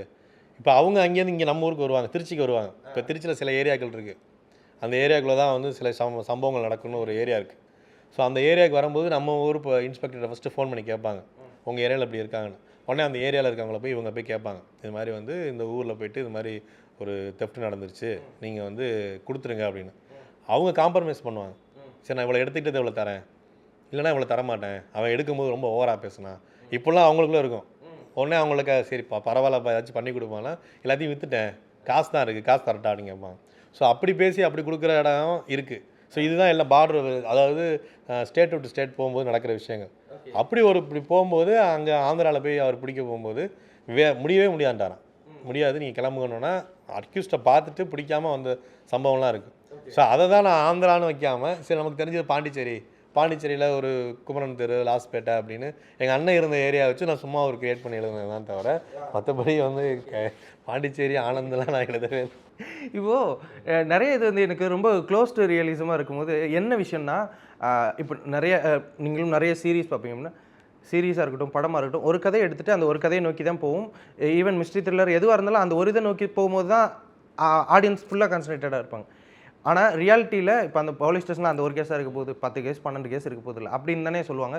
அதை ரியாலிட்டியாக படம்னாலும் காம்ப்ரமைஸ் ஆகாமல் இதில் ஒரு 10 கேஸ் போயிட்டுருக்கும். இந்த பக்கம் பார்த்தா கொடைக்கானல் சரவணன், திடீர்னு அந்த ஒரு கிறிஸ்டியன் நேம் தன்ராஜா இல்லை இது ஜெரால்டு ஜெரால்டு அந்த கேஸ் போவோம். நான் மறந்துட்டேன் அதை. அந்த ஜெரால்டு வந்து ஒரு கிட்டத்தில் போயிட்டு அதுக்கப்புறம் கொடைக்கானல் சரவட்டே திரும்ப வரவும் நான் அதை மறந்துட்டேன். பார்த்தா நீங்கள் கடைசியில் போஸ்ட் கிரெடிட்ஸில் தான் டக்குன்னு அந்த ஜெரால்டு மறுபடியும் போடுறீங்க. ஜெரால்டு அப்படின்னோடனே அது லீடா இப்போ அடுத்து பார்ட் 2 எதுவும் வருமா? இருக்குல்ல. ஓகே, அப்படிலாம் வருது. மறுபடியும் இந்த பக்கம் இன்னொரு கேஸ் போவோம். அங்கே வந்துட்டு ஒரு லாக்அப் டெத்து, அந்த லாக்அப் டெத்துக்கு பேக்ரவுண்டில் ஒன்று, இந்த மாதிரி ஏகப்பட்ட விஷயம் போகுது இல்லை. இது எழுதும் போது உங்களுக்கு எந்த அளவுக்கு காம்ப்ளிகேட்டடாக இருக்கும்? இதை வச்சுக்கலாம், இதை வச்சுக்க வேணாம், அந்த மாதிரிலாம் எந்த அளவுக்கு காம்ப்ளிகேட்டடாக இருக்கும் எழுதும் போது? ஆக்சுவலாக இது ஸ்டார்ட் பண்ணது வந்து 3ஆம் எபிசோடு ஜெரால்டு கேரக்டர் இருக்குல்ல, அது மட்டும் தான் என் கதையாக வந்து பிரசாந்த் என்கிட்ட சொன்னது. ஓகே, அதுதான் இருந்தது. ஸோ அதை நோக்கி நாங்கள் கேட்க போகும்போது அங்கே இருக்க போலீஸ் எல்லாமே வந்து என்ன சொன்னாங்கன்னா, அவங்க வந்து நம்ம கேட்குற கதையை எப்போவுமே சொல்ல மாட்டாங்க. அவங்க வந்து கேட்கும் போது ஃபஸ்ட்டு சொல்லும் போது ஆர்வமாக சொல்லியிருப்பாங்க. அடுத்து வந்து அடுத்த சம்பவத்தை சொல்ல ஆரம்பிப்பாங்க. ஸோ அதை விடுப்பா இப்படி ஒரு சம்பவம் இருக்குது கேட்குறியா அப்படிமா. ஸோ இது ஒன்று ஒன்றா சொல்ல எனக்கு அதில் நிறையா இன்ட்ரெஸ்ட்டாக இருந்துச்சு. நிறையா இவ்வளோ சம்பவங்கள் சொல்லும் போது நம்ம ஏன் இதை மட்டும் வைக்கணும் அப்படின்னு சொல்லிட்டு அதில் 2ஆவதாக ஸ்டார்ட் பண்ணது தான் வந்து ஒரு கோட்டை கருப்புங்கிற ஒரு கேரக்டர் வந்து இதுக்குள்ளே எப்படி வந்து ஒரு பர்ஃபெக்டான போலீஸாக மாறலாங்கிறதான் பிளான் பண்ணோம். அப்போ நான் ஒவ்வொரு கதையாக கேட்கும்போது ஒவ்வொருத்தவங்களும் ஒவ்வொரு விதமாக சொல்ல ஆரம்பித்தாங்க. நான் எப்படி ஜாயின் பண்ணேன். ஸோ எனக்கு இந்த கதைக்குள்ளே போக போக எனக்கு பிடிச்சது என்னென்னா அவங்க ஒரு சின்ன சின்ன விஷயங்கள் பண்ணுறது எல்லாத்துலேயுமே நான் கேள்வி கேட்குறதா வந்து சீனாக வந்துச்சு. இப்போ ஒன்றும் இல்லை, நான் கோர்ட்டுக்கு போகும்போது வாரண்ட் கேஸை பற்றி தான் நான் கேட்க போகிறேன். அந்த போலீஸ் வந்து என்ன பண்ணியிருந்தாருன்னா ஒரு 5 பேரை எழுதி வச்சுருந்தார். இந்த 5 பேருக்குமே கால் பண்ணி பேசி கோர்ட்டுக்கு வர வைக்கணும். அதில் ஒருத்தனுக்கு கால் பண்ணுறாரு, என் பக்கத்துலாம் நிற்கிறான். நான் சும்மா எல்லாரையும் கோர்ட்டில் பார்க்கும்போது எல்லாத்தையும் பார்த்துட்டு இருக்கும்போது அவன் நல்லா நீட்டாக ட்ரெஸ் பண்ணி பயங்கரமாக வந்து நிற்கிறான். நான் அவனை சும்மா அப்படியே 2 வாட்டி பார்த்துட்டே இருக்கேன். இவர் கால் பண்ணாமல் அவன் எடுக்கிறான். எடுத்து சொல்லுங்கள் ஐயா, எங்கடா நிற்கிற, ஐயா பக்கத்தில் நிற்கிற, எங்கடா நின்று பேசிக்கிட்டே இருக்காங்க. அப்புறம் பார்த்தா பக்கத்துலேயே நிற்கிறான். நீ தானடா வாடா அப்படின்னு கூப்பிட்டு போய் போடா அப்படின்னு சொல்லி அனுப்பிச்சி விட்டார். எனக்கு என்ன டவுட் வந்துச்சுன்னா, அப்போது உங்களுக்கு யாருனே தெரியாமல் நீங்கள் கால் பண்ணுறதை வச்சு ஒருத்தன் கூட்டிகிட்டு போகிறீங்களா, அது எப்படின்னு அவர்கிட்ட கேட்டேன். இல்லைப்பா எனக்கு கேஸ் கொடுத்தாங்க, நம்பர் கொடுத்தாங்க, அவ்வளோதான்ப்பா அப்படின்னாரு. ஸோ அவருமே அந்த டீட்டெயிலை விசாரிக்கலை. இப்போ ஒன்றும் இல்லை, நான் எனக்கு என்ன தோணுச்சுன்னா, ஒரு வேளை இப்போ உங்கள் நம்பரை என்கிட்ட கொடுக்குறாங்க அப்படின்னா நீங்கள் கால் பண்ணும்போது இவர் எடுத்துட்டாருன்னு வச்சுக்கோங்களேன், இப்போ இவர் தான் அந்த அக்யூஸ்ட்னு சொல்லி நான் கூட்டிகிட்டு போகலாம்ல, அப்போ மாறும்ல. அப்போ அங்கே எந்த ஒரு ப்ரூஃப்மே கிடையாது. அப்போ இப்படி ஒன்று இது நடந்தால் என்ன நடக்கும் அப்படிங்கிறது தான் எங்களுக்கு வந்து கதையாக அடுத்தடுத்து மாறுது. இது இப்படி தான் ஒன்று ஒன்றா மாறுமா, அதுதான் எங்களுக்கு நிறையா வந்துச்சு. இன்னொன்று இவ்வளோ கதைகள் இருக்குது அப்படின்னு சொல்லி நான் பிரசாந்தை போய் சொல்கிறேன், மச்சான் நம்ம இதை மட்டும் ட்ராவல் பண்ணோம்னா எவ்வளோ தூரம் தான் இழுத்துக்கிட்டே போகிறது, அவனை தேடுறான்னு. இப்போ இதை எடுத்துக்கிட்டிங்கன்னா இது வந்து நிறையா ஒரு ஸ்டேஷனுக்கு பிளான், ஆமாம் நல்லா தான்டா இருக்குது, ஆனால் இது எப்படி பண்ணலாம் அப்படிங்கிற பிளான் பண்ணும்போது ஆக்ஷன் ஹீரோ பிட்ஜு மாதிரி தான் பிளான் பண்ணலாம். சரி அப்போ அது மாதிரியே பண்ணுவோம். ஒருத்தவங்க லைஃபுக்குள்ளே இதை வந்து நாங்கள் லைனாக சொல்லும் போதே யாருக்குமே வந்து இது எப்படி அப்படிங்கிறதான் கேள்வி கேட்டாங்க. ஏன்னா இது நிறையா குழப்பம் வராதா அப்படின்னு கேட்டாங்க. அப்போ இதை வந்து கதையை வந்து ஒன்று ஃபுல்லாக சொல்லணும், இல்லைனா படிக்கணும். இப்படி படித்தா மட்டும்தான் இது ஓகே சொல்லுவாங்க அப்படிங்கிறது தான் எங்களுக்கு மைண்ட் செட்டாகவே இருந்துச்சு. கேட்குறவங்களும் அப்படி தான் இருந்தாங்க. இது எங்கே ஸ்டார்ட் பண்ண போகுது, எதுலேருந்து ஸ்டார்ட் பண்ண போகுது அப்படிங்கிறதே வந்து அவங்களுக்கு புரியலை. ஏன்னா 3rd எபிசோட்லேருந்து தான் கதையாக ஸ்டார்ட் ஆகும். ஃபஸ்ட்டு 2 எபிசோடு வந்து பார்த்திங்கன்னா வந்து இவனோட செட்டப்பாக தான் இருக்கும். இந்த செட்டப்பு தான் ரொம்ப எங்களுக்கு வந்து பெரிய பிரச்சனையாகவே இருந்துச்சு. ஏன்னா சீக்கிரம் முடிக்கணும், அதுக்கப்புறம் இந்த வாரண்ட்டுக்குள்ளே போகணும் அப்படின்னு சொல்லிட்டு. ஸோ இவனோட லைஃப்பை ஆரம்பிக்கிறதுக்கு இவ்வளோ இந்த வாரண்ட்டு தான் எங்களுக்கு மெயினாக இருந்தது. 4 வாரண்ட், அதில் 4 வாரண்ட்டில் வந்து ஒரு வாரண்ட் வந்து இந்த சபரிங்கிற கேரக்டர் கோர்ட்டில். ஸோ கோர்ட்டில் நடக்கிற சம்பவத்தை வச்சு தான் நான் அதை கிரியேட் பண்ணது. ஸோ எல்லாமே வந்து எனக்கு என்னென்னா அதுக்கு ஆப்போசிட்டாகவே இருக்கும். அந்த கோர்ட்டில் போய் நான் நின்று வேடிக்கை பார்க்கும்போது அங்கே ஒவ்வொரு விஷயம் ஒன்று நடந்துச்சு. நான் பார்க்குற ஜட்ஜ் யாருமே வந்து படத்தில் பார்க்குற மாதிரி இல்லை. அவங்க எல்லாமே வந்து வித்தியாசமாக இருந்தாங்க. அவங்க சின்ன பொண்ணாக இருந்தாங்க, 26 வயசு 27 வயசு தான் இருக்கும். ஸோ அவங்கள பார்த்து எல்லாருமே பயந்து நின்னாங்க. அங்கே வந்து பதிலே சொல்ல மாட்டாங்க. நம்ம கோர்ட்டெல்லாம் வந்து கேள்வி கேட்குறாங்க, பதில் சொல்கிறாங்களா, அதெல்லாம் கிடையாது. அவர் வந்து நிற்பார், கீழே தலை குனிஞ்சு தான் நிற்கணும். அவர் இன்னொன்னே அவரை நீங்கள் தானே அடுத்த வாய் தான் அவங்களுக்கு இந்த டேட் அப்படின்னு சொல்லி அனுப்பிச்சி விட்றாங்க. அதே மாதிரி இங்கே வந்து ஒரு போலீஸ் போய்ட்டு அவங்க வந்து போலீஸ் வந்து யூனிஃபார்ம் தான் போட்டு போகணுன்னு கிடையாது. அங்கே பார்த்தா நிற்கிறவங்க எல்லாருமே போலீஸாக இருந்தாங்க. அப்போ அவங்கள்ட்ட போய் கேட்டால் அவங்க ஒரு கதை சொல்கிறாங்க. இங்கே நாங்கள் வரும்போது வந்து ஒரு வேளை அக்யூஸ்டுக்கு எங்களை யாருனே தெரியாமல் கூட இருக்கணும் அப்படின்லாம் அவங்க சொல்லி இருக்காங்க. இப்போ இதிலே ஒரு போலீஸ் இருக்கார், அவர் நாங்கள்லாம் என்ன வேலை பார்க்குறோன்னு எங்களை வாட்ச் பண்ணிட்டே இருப்பார், அவர் யாருன்னு எங்களுக்கு தெரியாது அப்படின்னு ஒவ்வொருத்தவங்களும் ஒவ்வொரு நிறையா கதைகள் சொல்ல ஆரம்பித்தாங்க. ஸோ இது எல்லாமே நாங்கள் வைக்கல, இதிலே வந்து மொத்தம் 4 கதைகளை வந்து தூக்கிட்டோம், ரொம்ப லென்த்தாக போகுது அப்படின்னு. ஓகே, இப்போ இதுலேருந்து ஏதாவது ஒரு கதை எடுத்தால் கூட, ஒரு கதையை மட்டும் வச்சு எடுத்தால் கூட ஒரு படம் அழகாக ஃபுல் லென்த்துக்கு ஒன்று எடுக்கலாம் அப்படிங்கும்போது உங்களுக்கு இப்போ அதெல்லாம் என்ன ஸ்டோர் பண்ணி வச்சுருக்கீங்களா? ஒவ்வொன்றையும் கண்டிப்பாக நாங்கள் விலங்குக்கு எடுத்ததே நிறையா இருந்துச்சு. விலங்குலேருந்து எடுத்தது தான் இந்த வாரண்ட் கேஸ். இந்த வாரண்ட்டுக்கு போகும்போது இன்னும் நிறையா கிடச்சிச்சு. இப்போ நீங்கள் பார்த்தீங்கன்னா எனக்கு தெரிஞ்சு பிரசாந்தை மட்டுமே விலங்கை வச்சு கேட்கும்போது அந்த ரவுடி கதைகள் நிறையா பிரசாந்த் இருக்குது. இப்போ நான் போலீஸ்கிட்ட போயிட்டு வெறும் இந்த வாரண்ட்டை பற்றி கேட்கும்போது போலீஸ் சந்திச்ச நிறையா கேஸ் இருக்கும்ல ஒவ்வொருத்தவங்களை பற்றியும், அது இன்னும் நிறையா இருக்குது. இப்போ நான் இந்த லலிதா ஜுவல்லரி மேட்டர்லேருந்து நிறையா இருக்குது. இது எல்லாமே ஒரிஜினலாக என்ன பண்ணாங்க, எப்படி பிடிச்சாங்க அப்படின்னு அவங்க சொல்லும் போது அது வேறையாக ஒன்று இருக்குது. நம்ம பார்க்குற படமாக இருக்கட்டும், நம்ம இது வரைக்கும் கேட்ட விஷயமா இருக்கட்டும், எதுவுமே வந்து ஒரிஜினல் கிடையாது. எல்லாமே வந்து இவங்க எப்படி பிடிச்சாங்க, இவங்க என்னெல்லாம் போய் ப்ராசஸ் பண்ணாங்க, எதுவுமே வந்து இந்த கேஸை நோக்கி போகவே கிடையாது. வேற ஒரு கேஸ் போயிட்டு இருக்கும்போது இந்த கேஸ் யாவும் வரும், பைக்கில் போயிட்டே இருக்கும்போது அப்போ இந்த கேஸ் என்னாச்சு அப்படின்னு பார்க்கும்போது அந்த கேஸை போய் ட்ராவல் பண்ணுவாங்க. இப்படி தான் அவங்க ட்ராவல் பண்ணாங்க. ஸோ இதை வந்து கொண்டாடுறதுக்கு தான் நாங்கள் வந்து வாரண்ட்டை யூஸ் பண்ணி நாங்கள் சரி ஒரு வாரண்ட்டை மட்டும் ஃபாலோ பண்ணுவோம். இப்போ இதில் பார்த்தீங்கன்னா 4th எபிசோட் டோட்டலாகவே வாரண்ட்டே இருக்காது. அதில் 4th எபிசோடில் ஒரே ஒரு வாரண்ட் மட்டும் இருக்கும், அந்த கல்யாணத்தில் போய் கூப்பிட்டு வருது. அதுக்கப்புறம் பார்த்தா சரோஜாங்கிற ஒரு கேரக்டர் வந்து வீட்டில் வந்து ஒருத்தவங்களை அடிச்சு கொண்டாங்க, அங்கே புதைச்சி வச்சுருக்காங்க. இது ஒரு கேஸாக இருந்துச்சு. இது மாதிரி இல்லை இருக்க எல்லாமே ஒரு கேஸ் நிறையா கேஸ் இருந்துச்சு. அதை நாங்கள் அவங்க இன்வெஸ்டிகேஷன் பண்ண மாதிரி நாங்கள் பண்ணலை. அதெல்லாம் இன்னும் பயங்கரமாக இருக்கும் அந்த உள்ளே போய் தேடுறதெல்லாம். ஸோ இதில் வந்து ரொம்ப ரத்தம் இதெல்லாம் தேவையில்லை அப்படின்னு தான் நாங்கள் ஃபுல்லாகவே கம்மி பண்ணி கொஞ்சம் ரொம்ப லைட் வெயிட்டடாக இருக்கணும். எல்லா கேஸுமே வந்து சின்ன சின்ன கேஸாக இருக்கணும். எல்லாருமே பெரிய பெரிய கேஸ் தான் வந்து தேடுவாங்க அப்படின்னு இது வரைக்கும் வெப்சீரிஸாக இருந்துச்சு.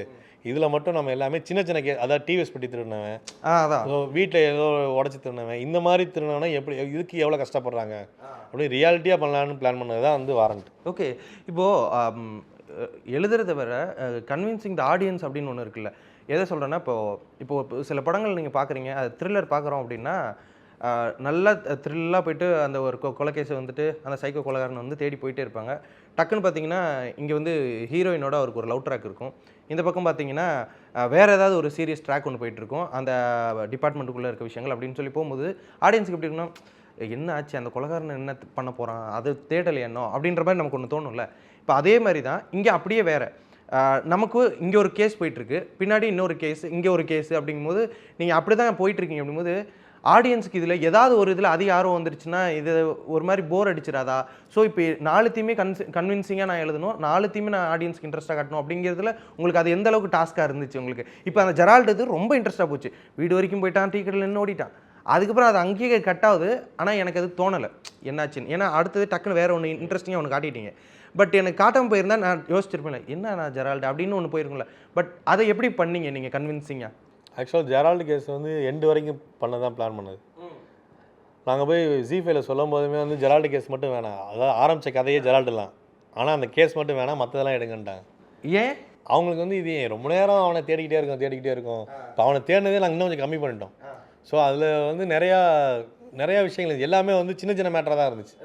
அது எங்களுக்கு புதுசாக இருந்துச்சு. அதை வந்து நாங்கள் ஃபுல்லாகவே பண்ணும்போது அப்புறம் தான் வேணாம், தேர்ட் எபிசோட் மட்டும் வச்சுக்குவோம். தேர்ட் எபிசோடில் வச்சுட்டு எப்படி இருந்தாலும் அவனை பிடிக்கலைங்கிறது தான் மேட்ரு. இப்போ அவன் ஃபெயிலியர் ஆகிட்டான், ஆனால் மற்றவங்களுக்கு பார்க்கும்போது ஃபெயிலியராக இருக்குது. இவனுக்கு மட்டும் நான் யாருனே தெரியாத ஒருத்தவனா இவ்வளோ தூரம் போயிட்டு ஒரு அடையாளம் தெரியாத ஒரு ஆளை வந்து நான் இவ்வளோ தூரம் கண்டுபிடிச்சதே எனக்கு பெரிய வெற்றியாக இருந்துச்சு அப்படிங்கிறதான் பிளான் பண்ணோம். ஆனால் அதில் என்ன பண்ணோன்னா, நாங்கள் எடுத்துகிட்டு எடிட் பண்ணி பார்க்கும்போது அது மட்டும் லென்த்தாக இருந்த மாதிரி ஃபீல் ஆச்சு. இது கண்டிப்பாக வந்து மியூசிக்கை தவிர வேறு வழியே இல்லை. சாம் சிஎஸ் அண்ணாண்டா போயிட்டு ஆனால் இதை மட்டும் எப்படியாச்சும் கொஞ்சம் தேர்த்திருங்களேன் அப்படின்னு சொன்னான். அவர் நல்லா பாருங்க, ஆனால் உங்களுக்கு புரியுதுன்னா, ஆனால் இது வந்து எனக்கு பயமாக இருக்குது அப்படின்னு. இப்போ அவர் தான் ஃபுல்லாகவே வந்து தேடுறதுக்கான ஃபுல்லாகவே வந்து சரி நான் பார்த்துக்கிறேன்னு சொல்லி அந்த மியூசிக் தான் அந்த இடத்த தேர்த்துச்சு. இல்லைனா அது ரொம்ப நேரம் அதை பற்றியே பேசிட்டு ஒரே கேஸை பற்றி ரொம்ப நேரம் பேசிகிட்டே இருந்தோம்னா போர் அடிக்குங்கிறதே வந்து ஜி5லேயும் வந்து அதான் சொன்னாங்க, இதை மட்டும் எடுத்துகிட்டு நீங்கள் மற்ற எல்லாத்தையும் எடுங்கன்னாங்க. ஆனால் இது எடுத்தால் தான் கருப்போட கேரக்டரே வந்து ஃபுல்லாகவே அவன் இன்னுமே யாரை வேணால் தேடி கண்டுபிடிக்கலாம், யாரை வேணால் அவன் வந்து ஈஸியாக போய்ட்டு அப்ரோச் பண்ணலாம் அப்படிங்கிறதுக்கான ஃபுல் லீடுமே அந்த தேர்ட் எபிசோடு தான். ஆனால் தேர்ட் எபிசோடு வந்து ஏன்னா எடுத்து முடிச்சதுக்கப்புறம் எங்களுக்கும் பயம் வந்துச்சு, அவங்களுமே வந்து எடுக்கிறதுக்கு முன்னாடி வேணான்னாங்க. ஸோ அதனால் நாங்கள் வந்து பேரலாக தனித்தனியாக பண்ணாமல் மொத்தம் ஒரே கதையாக தேர்ட் எபிசோட் மட்டும் பண்ணிடுவோம். அதுக்கப்புறம் உள்ளதெல்லாம் வந்து ரொம்ப இன்ட்ரெஸ்ட்டாக இருந்துச்சு கதையாக. இந்த எபிசோட் தேடும் போது இவன் எப்படிப்பட்டவனாக இருப்பான். இப்போ சரோஜா மேட்ரு 4th எபிசோடில் இருக்குது. ஒவ்வொரு எபிசோடுக்கும் ஒவ்வொரு மேட்டர் இருக்குங்கிறத நாங்கள் பிலீவ் பண்ணோம். 6th 7th 8th ஆட்டோமேட்டிக்காக நாங்கள் நம்பிட்டோம். 4th 5th மட்டும் நாங்கள் 4th வந்து அந்த சரோஜா மேட்ரு இருந்துச்சு, 5th மேட்ரு மட்டும் ரொம்ப கம்மியாக இருந்துச்சு. அப்போ அதில் ஏதாச்சும் வைக்கணுமே அப்படின்னு சொல்லிட்டு 5th மட்டும் தான் ரொம்ப ஒர்க் பண்ணோம். மற்ற எல்லாமே வந்து ஆட்டோமேட்டிக்காக கதையாக எங்கள்கிட்ட இருந்துச்சு. 5th மட்டும் சம்மந்தமே இல்லாமல் பார்த்தீங்கன்னா இந்த கேஸும் வரணும், அதாவது அருள் ஜோதி லவ் மேட்டரும் வரணும், அதே மாதிரி இவன் வந்து அந்த கேஸை எடுக்கிறதுக்கான ஒரு லீடும் வேணும், அதாவது கொடைக்கானல் சரவணன் எடுக்கிறதுக்கான லீடும் வேணும். அது ரொம்ப கம்மியாக இருந்துச்சு. அதுவே லாஸ்ட்டு தான் வந்து எங்களுக்கு ஒரு சின்ன ஒரு கான்வர்சேஷன் மூலமாக அதை வந்து ஸ்டார்ட் பண்ணுறதுக்கு ஈஸியாக இருந்துச்சு. அதனால் அதை தூக்கி அப்படியே வச்சுட்டோம். ஓகே. இப்போது நீங்கன்னு இல்லை, நிறைய பேர் வெப் சீரிஸ் பண்ணுற அவங்கள்ட்ட நான் பேசும்போது என்னன்னா, டைம் லிமிட் இருக்குது, உடனே ஸ்டார்ட் பண்ணணும், இந்த மாதிரியான இதை நிறைய பேர் சொல்கிறாங்க. இப்போது இது எதனால் நடக்குது? ஏன்னா இப்போ ஒரு படம் நீங்கள் அப்படி பண்ணுறீங்கன்னா ஓகே, இந்த சம்மரில் ரிலீஸ் பண்ணால் இந்த ஆடியன்ஸ் வருவாங்க, இந்த கதைக்கு ஏற்ற ஆடியன்ஸ், தீபாவளிக்கு ரிலீஸ் பண்ணணும் அப்படின்னு ஓடிடியில் தானே ரிலீஸ் ஆக போகுது, அது என்ன டேட்னாலும் பார்க்க தானே போகிறாங்க. இதுக்கு ஏன் வந்துட்டு இப்போ உடனே ஸ்டார்ட் பண்ணணும், இந்த டைம்குள்ளே முடிச்சு ரிலீஸ் பண்ணிடணும், ஏன் இந்த ப்ரெஷர் இருக்குது? ஏதாவது கமிட்மெண்ட்ஸ், டார்கெட் அந்த மாதிரி ஏதாவது இருக்கா கார்பரேட்ஸ்குள்ளே, இல்லை எதனால் இது நடக்குது? அவங்களுக்குள்ள நிறைய ரூல்ஸ் இருக்குது. என்னன்னா அவங்க வந்து இந்த வாரத்துக்கு நாங்கள் இந்த மந்த்துக்கு இத்தனை எபிசோட் இத்தனை வெப் சீரிஸ் ரிலீஸ் பண்ணணும் அப்படிங்கிறத அவங்க ஒரு டார்கெட் வச்சுருக்காங்க. இப்போ அதை நோக்கி தான் அவங்க போயிட்டுருக்காங்க. இப்போ இந்த வெப் சீரிஸ் வந்து எங்களுக்கு வந்து ஆக்சுவலாக வந்து February மாதமே நாங்கள் ரிலீஸ் பண்ணோம். ஸோ எங்களால் வந்து அது வந்து அந்த அவங்க கொடுத்த டைம் டியூரேஷனில் எங்களால் முடிக்க முடியல. எப்படி ஜான் தானே பண்ணவே சொன்னாங்க? ஆமாம், ஜானில் பண்ணி பிப்ரவரியில் பிப்ரவரி ரிலீஸ் பிப்ரவரி இல்லைனா மார்ச்சில் கூட ரிலீஸ் பண்ண, சீக்கிரம் ரிலீஸ் பண்ணுங்கிறதுக்கு ரொம்ப ப்ரெஷர் போடும். அவங்க சைடு என்னன்னா அவங்க தப்பு சொல்லக்கூடாது. அவங்க டைமிங் ஒன்று வச்சுருக்காங்க. இத்தனை நாளுக்குள்ள ஷூட்டிங் எடுக்கணும், இத்தனை நாள்லேருந்து இத்தனை நாளுக்குள்ளே வந்து போஸ்ட் ப்ரொடக்ஷன் பண்ணணும், இதுலேருந்து ரிலீஸ் பண்ணணும் அப்படின்னு சொல்லி பார்த்தீங்கன்னா நாங்கள் 4 எபிசோடு தான் ஃபஸ்ட்டு 24ஆம் தேதி ரிலீஸ் பண்ணியிருப்போம். மீதி 4 எபிசோடு வந்து அடுத்த நாள் ரிலீஸ் பண்ணியிருப்போம். அப்போ தான் எடிட் எதுவும் போயிட்டு இருந்தா இல்லை இருந்தாலும் இல்லை, அப்போ தான் நாங்கள் வந்து மிக்சிங் போயிட்டுருக்கு. ஃபஸ்ட் 2 எபிசோடு மிக்சிங் முடிச்சுட்டு அப்லோட் பண்ணுறாங்க. அடுத்த 2 எபிசோடு அப்லோட் அதாவது அவங்க பார்க்குற டயத்துக்குள்ள நாங்கள் முடிக்கலாம்னு சொல்லி அப்படி பிளான் பண்ணி தான் அது பார்த்தீங்கன்னா போக அது என்ன ரெடியாக அனுப்புவாங்க சொல்லுவாங்களா, அப்படி அனுப்பிச்சது. எனக்கு தெரிஞ்சு நீங்கள் ஆக்சுவலாக வெப் சீரிஸ் இந்த டேட் சொல்கிறாங்கன்னா எல்லா வெப் சீரிஸுமே நைட்டு 12 மணிக்கே விட்டுருவாங்க. நீங்கள் அதான் ஈவினிங் 5 மணிக்கு விட்டீங்களா? நான் 12 மணிக்கு நான் செக் பண்ணிருந்தேன், வரல. அதுக்கப்புறம் ஒரு இமேஜ் மாதிரி போட்டிருந்தாங்க, இந்த மாதிரி 5 மணிக்கு ரிலீஸ் ஆகும் அப்படின்னு சொல்லிட்டு. அதான் யோசிச்சேன், படம் தானே இதெல்லாம் பண்ணுவாங்க, ஏன் வெப் சீரிஸ் இப்படி? ஆக்சுவலாக இன்டர்வியூ எடுக்கும் போது கூட நான் உள்ளே வந்தேன், ஞாபகம் இருக்கான்னு தெரியல. ஏன்னா அப்போ வந்து எனக்கு வந்து 8th எபிசோடு வந்து நான் போய் ரிலீஸ் வாங்கிட்டு வரணும். அதுக்கு வந்து ஏன்னா அது பேமெண்ட் விஷயமா போயிட்டு அலைஞ்சிக்கிட்டோம். அதுக்கு வந்து இப்போ 8th எபிசோடு வந்தோன்னா டக்குன்னு போய் அதை ரெடி பண்ணி வாங்கிட்டு திரும்பி அப்லோட் பண்ணி இங்கே வந்து பார்த்துக்கிட்டு இருக்காங்க. இவங்க இந்த படம் மாதிரி தான், ஐயா படத்தில் வந்து ஃபஸ்ட்டு பார்த்துக்கிட்டு அது மாதிரி இங்கே பார்த்துக்கிட்டு இருக்கும்போது முடிகிறதுக்குள்ளேயும் நம்ம சீக்கிரமே வாங்கிட்டு வந்து அப்லோட் பண்ணணும் அப்படின்னு சொல்லிட்டு அதுக்கு வேகமாக ஃபுல்லாக ஓடிட்டு இருந்தோம். ஸோ எங்களுக்கு அந்த லாஸ்ட்டில் 3 நாள் தான் வந்து டே அண்ட் நைட்டாக வந்து முடிக்க போயிட்டே இருந்துச்சு. ப்ரோ இப்போது கார்பரேட்ஸ் ஓகே, அது அவங்களோட இது அப்படி தான். அப்படிங்கும்போது பட் க்ரியேஷனுக்கும் அதுக்கும் ஒரு ஏதோ ஒன்று இருக்குல்ல, அந்த க்ரியேஷனாக அது உங்களுக்கு ஏதாவது ஒரு பாதிப்பை ஏற்படுத்தும்னு நினைக்கிறீங்களா? இந்த மாதிரியான ஒரு ப்ரெஷர் இது ஏன்னா படங்களுக்குமே நான் நடந்து பார்த்துருக்கேன். அப்படிங்கும்போது அது இது இருக்கக்கூடாதுன்னு நினைக்கிறீங்களா, இல்லை எப்படி நினைக்கிறீங்க நீங்கள்? இல்லை, இருக்கக்கூடாது தான். ஆனால் வந்து அவங்க சொல்கிற டேட்லேருந்து கொஞ்சம் ஒரு மாதம், நான் கேட்குறது ஒரே ஒரு மாதம் தள்ளி கொடுத்தாங்கன்னா இன்னும் கொஞ்சம் பெட்டராக நடக்கும். அவங்க கொடுக்குற டேட்லேருந்து நான் வந்து அதுக்குள்ளேயே முடிக்கணும்னு சொல்ல, இதை வந்து இத்தனை நாளைக்குள்ளே முடிக்கலாம். அவங்க வந்து என்னென்னா இதுக்கு முன்னாடி முடித்த வெப் சீரிஸ்லாம் வந்து அந்த டேட்டுக்குள்ளே முடிச்சிருக்காங்க. ஸோ அந்த டார்கெட் வந்து கண்டிப்பாக வந்து அவங்களுக்கு போயிருக்கும், ஹெட்டுக்கு போயிருக்கும். ஸோ அதே மாதிரி இதையும் முடிச்சிருங்கன்னு சொல்லியிருப்பாங்க. ஸோ இதை முடிக்கிறதுக்கு நம்ம ஃபஸ்ட்டு நம்ம சைட்லேருந்து ஒரு போராடணும். இல்லை இது வந்து இப்போ லொக்கேஷனாக நிறையா இருக்குது, இதில் வந்து ஆர்டிஸ்ட்டாக நிறையா இருக்குது, இவங்க டேட்லாம் இவ்வளோ இருக்குது, ஸோ இந்த டேட்லாம் நாங்கள் எல்லாத்தையும் கரெக்டாக பார்த்து தான் பண்ண முடியும் அப்படிங்கிறத நம்ம சைட்லேருந்து ஒரு ரொம்ப தெளிவான ஒரு அப்டேட் அவங்கள்ட்ட கொடுக்கணும். கொடுத்தா தான் வந்து இது செட் ஆகும். இப்போ அவங்க என்ன நினைக்கிறாங்கன்னா இந்த இந்த இப்போ தடயம்னு ஒன்று ரிலீஸ் பண்ணிட்டோம், அடுத்த இதில் வந்து உங்கள் ரிலீஸ் பண்ணணும் அப்படின்னு அவங்க ஒரு பிளான் வச்சுருக்காங்க. ஸோ அவங்க பிளான் வந்து என்னென்னா சமுத்திரக்கனி சாரை வச்சு பண்ணியிருக்காங்க. ஸோ அவரை வச்சு நாங்கள் வந்து இவ்வளோ சீக்கிரம் நாங்கள் முடிச்சிட்டாங்க போது அடுத்து நீங்கள் சீக்கிரம் முடிங்க அப்படிங்கிறது அவங்க பிளான். இது எல்லா ஓடிடிலையுமே வந்து ஒரு டைம் கொடுக்குறாங்க. ஆனால் இப்போ அமேசானோ நெட்ஃப்ளிக்ஸோ வந்து என்ன அவங்க கொஞ்சம் எக்ஸ்டெண்ட் கொடுக்குறாங்கன்னு நினைக்கிறேன். இவங்க வந்து என்னென்னா இவங்களுக்கு வந்து ஆடியன்ஸாக வந்து இவங்களுக்கு வந்து வாரம் இல்லைன்னா மந்த்லி இவங்களுக்கு வந்து இவங்களோட இதை வந்து இப்போ எதிர்பார்த்துட்டு இருக்காங்க அப்படிங்கிற மாதிரி அவங்க என்கிட்ட சொன்னாங்க. ஸோ அதுக்குள்ளே அவங்களுக்கு தேவை அந்த டார்கெட் தான். டிவி மாதிரி தான், டிவியில் வந்து இந்த வாரத்தில் வந்து டான்ஸ் ப்ரோக்ராம் வந்து இந்த இதை எதிர்பார்க்குறாங்க அப்படிங்கும்போது நாங்கள் அதை அவங்க பண்ணி தான் ஆகணும். அதுக்கான டைத்தை விட்டுட்டோம்னா அப்போ அது அடுத்த வாரம் தான் திரும்பி வரணும். ஸோ அது மாதிரி தான் எங்களுதும். ஸோ நாங்கள் தான் கொஞ்சம் டைம் கேட்டு இல்லை எங்களை ஒரு 10 நாள் மட்டும் எக்ஸ்டெண்ட் பண்ணி கொடுங்கன்னு அப்புறம் எங்களுக்காண்டி 10 நாள் எக்ஸ்டெண்ட் பண்ணி கொடுத்ததுல தான் இந்த இவ்வளோ பரபரப்பாக சீக்கிரம். ஓகே, இப்போ இதுக்கு முன்னாடி நீங்கள் விலங்கு பண்ணியிருக்கீங்க, அது வேறு என்னென்ன ஒர்க்ஸ்லாம் நீங்கள் பண்ணியிருக்கீங்க? விலங்கு பண்ணோம், அப்புறம் மாமனில் ஒர்க் பண்ணேன். அதுக்கடையில் வந்து லிங்கம்னு சொல்லிட்டு லக்ஷ்மி சரவணகுமார் சார் பண்ணது. ஓகே, அது இன்னும் ரிலீஸ் ஆகலைல்ல? இப்போ ட்ரைலர் மட்டும் விட்டுருக்காங்க. அது வந்து கதிர் நடிச்சிருக்காரு. கதிரும் வேறு ஆர்யா சார்கள் அவர் தம்பியும் நடிச்சிருக்காங்க. ஸோ அது வந்து ஒரிஜினலாக நடந்த கதை. நாகர்கோவில் சைடில் வந்து லிங்கம் சொல்லிட்டு ஒருத்தரோட லைஃப் தான் நாங்கள் ஃபுல்லாகவே எடுத்தது. ஓகே, இது எல்லாத்துலேயும் நீங்கள் ஏடி அசோசியேட் அதில் நான் ஒர்க் பண்ணேன். அதில் வந்து ஆக்சுவலாக வந்து டேரக்டராக வந்து லக்ஷ்மி சரவணகுமார் சார் தான், அது ஷோ ரன்னராக வந்து பிரசாந்துக்கு வந்துச்சு. ஸோ அதனால நாங்கள் போயிட்டு அவங்க கூட சேர்ந்து ஒர்க் பண்ணோம். ஷோ ரன்னர் அப்படின்னா என்ன ப்ரோ? ஷோ ரன்னருங்கிறது வந்து ஒவ்வொரு இப்போ அவங்கள பொறுத்த வரைக்கும் இது எல்லாமே ஒரு ஷோ மாதிரி தான்.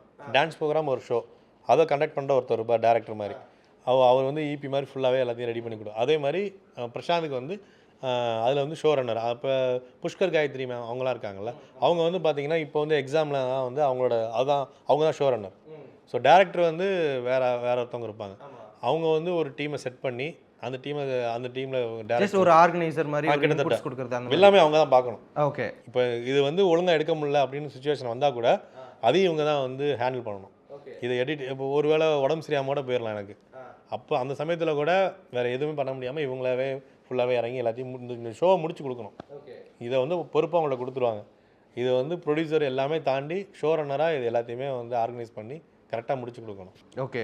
இப்போது ஓடிடியில் இந்த சமயத்தில் வந்துட்டு இந்த வாரண்ட் தான் நிறைய பேசிகிட்டு இருக்காங்க, நிறைய பேர் பார்த்துட்டு இருக்காங்க. ஈவன் நிறைய அந்த ஸ்ட்ரீமிங் மினிட்ஸ் கூட அதிகமாக பண்ணியிருக்கு அப்படின்ற மாதிரி நிறைய டாக்ஸ் இருக்குது. உங்களுக்கு எப்படி இருக்குது? எந்த அளவுக்கு சந்தோஷமாக இருக்குது? பாராட்டுகள்லாம் எப்படி மக்கள் அதை தாண்டி ஏதாவது யார்கிட்டயாவது இந்த சினிமா வட்டாரங்கள்லேருந்து யார்கிட்டலேருந்து வந்தது?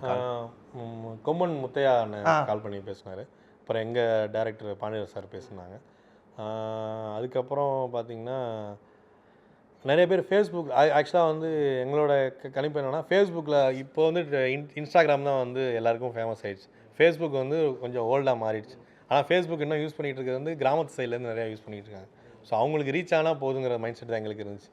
இப்போ தான் வந்து ஃபேஸ்புக்கில் நிறையா பேர் வந்து நிறையா, ஆனால் ஃபேஸ்புக்கில் இருக்க அந்த ஒரு ரைட் அப்ஸ் அந்த இதெல்லாம் இன்னமும் எதுலையும் வராது. ஸோ அது வந்து ஒரு ஓஜி மாதிரி அது அதில் வரும் தான் வெயிட் பண்ணிகிட்டே இருந்தோம். இப்போ கரெக்டாக அந்த ஒரு வாரத்தில் ஃபேஸ்புக்கில் தான் அதிகமாக வந்துகிட்டே இருக்குது. இப்போ ஊர்லேருந்து என்னோடய ஃப்ரெண்ட்ஸ் எல்லாமே வந்து நீ ஆடா பண்ண அப்படின்னு வரிசையாக இப்போ அவங்கெல்லாம் பேச ஆரம்பிக்கிறாங்க. ஸோ அவங்க வந்து நிறையா பேர் இன்னைக்கு காலில் கூட ஒரு அண்ணன் எங்கள் வீட்டு பின்னாடி தான் அவர் வந்து கவுன்சிலராக இருக்கார். அவர் கால் பண்ணி ஏடா தம்பி நீ பண்ணியிருக்கேன்னு சொல்லவே இல்லை, என்னடா அப்படி சொல்லியிருக்கலாம்ல அப்படின்னாரு. ஆனால் என்னண்ணே ஓடிடிலானே பரவாயில்ல தம்பி நல்லா இருக்கடா தம்பி அப்படின்னு அவர் ஃபோன் பண்ணி பேசினார். அப்புறம் ஜெகன் அண்ணா அவர் பார்த்துட்டு அவர் பேசினார், டேரக்டர் ஜெகன். ஓகே, அவர் பேசினார். இன்னும் ஆக்சுவலாக வந்து நம்ம டேரக்டர்ஸ் தான் நிறைய பேர் நான் பார்க்கலன்னு நினைக்கிறேன். பார்த்துட்டாங்கன்னா கண்டிப்பாக பேசுவாங்கன்னு ஒரு நம்பிக்கை இருக்குது. என்னக்காங்கன்னா நிறைய பேர் வந்து அப்புறம் குமார் அண்ணா லார்க் ஸ்டுடியோ இருக்காங்களா, அவங்க பார்த்துட்டு எனக்கு அவங்கள்ட்ட ஆக்சுவலாக அவர்கிட்ட வந்து கதை முன்னாடியே நாங்கள் கொடுத்துட்டோம். அவர் தான் ஃபுல்லாக படிச்சுட்டு என்னென்ன தப்பு இருக்குதுன்னு அவர், ஏன்னா மாமன் வந்து அவர் பண்ணனால எங்களுக்கு அவருக்கு வந்து நிறையா ஹெல்ப் பண்ணார். ஸோ அதனால் இதை கொண்டு போய் ஃபஸ்ட்டு கொடுத்தோன்னா ஒரே நாளில் படிச்சுட்டு அவர் தான் வந்து இந்த இடத்துலலாம் கொஞ்சம் அதிகமாக இருக்குது யார் பண்ண போகிறான்னு அவர் தான் ஃபஸ்ட்டு கேட்டார். அப்போ தான் பிரசாத்னு சொன்னோம். அப்புறம் அவர் தான் வந்து நல்லாயிருக்கும் பண்ணுங்க அப்படின்னு அவரும் கொஞ்சம் எங்களுக்கு ஸ்டார்டிங்லேயே பண்ணார். ஸோ வந்தோடனே அவர் தான் எங்களுக்கு ஃபஸ்ட்டு ஃபோன் வந்து அவர் தான் ஃபோன் பண்ணி சூப்பராக இருக்குது தம்பி, எப்போ என்கிட்ட கதை சொல்ல போகிறீங்க அப்படின்னு கேட்டார். இல்லை நான் வரேனே அப்படின்னு சொல்லியிருக்கேன். ஓகே, அடுத்து என்ன ப்ரோ, இதோட பார்ட் சீக்வல் பண்ணுறீங்களா இல்லை படம்? இல்லை, அதுக்கான கதைகள் இருக்குது. ஓகே, படத்துக்கும் கொஞ்சம் ட்ரை பண்ணிட்டு இருக்கேன். ஓகே தான், இன்னும் பேச ஆரம்பிக்கல. 2 கதை இருக்குது, அதை சொல்லி பார்க்கலாம் அப்படின்னு ஒரு ஐடியா இருக்குது. ஓகே, கண்டிப்பாக ப்ரோ, தொடர்ந்து பண்ணுங்கள். Thank you so much for the interview and அடுத்தடுத்த சக்ஸஸ் உங்களை வந்து அடையணும் அப்படின்னு சொல்லிட்டு வாழ்த்துக்கள். Thank you so much. வெற்றியாளரை விதைக்கும் மண் எஸ்என்எஸ், வெற்றியாளரை உருவாக்கும் மண் எஸ்என்எஸ் இன்ஸ்டிடியூஷன்ஸ், கோவை.